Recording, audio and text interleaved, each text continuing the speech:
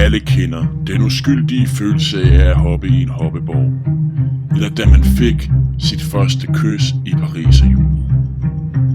Men spænd sikkerhedsselen, for disse to blødsede ting har intet med Bonbonlands Days of Science og Excitement at gøre.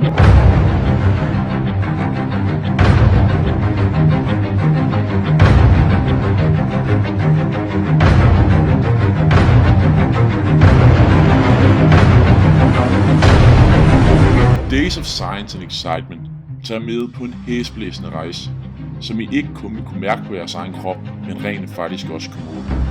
Så lad bøgerne blive hjemme i anledning denne dag, og find hellere måleudstyret frem. For formålet med dagen er nemlig, at I skal fastlægge en Fear Factor rating. I skal prøve en række af Bonbonlands vildeste forlystelser, og sammen med tekniske elever fra Zelandia lave prøver, der tester, hvordan forlystelserne påvirker jer.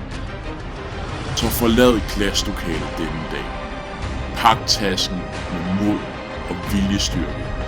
Og på bussen, der kører til Holme Olstol.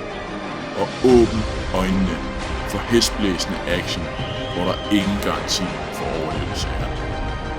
I vil lære om indviklede kemiske som biologiske processer på måder, I aldrig har drømt om.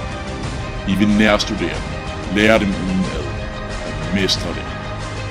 Fra de bedste elever på Zelandia HTX. I vil knytte bånd på tværs af uddannelsesorganisationer og klasser, og sammen smage den bedste følelse af spænding og succes.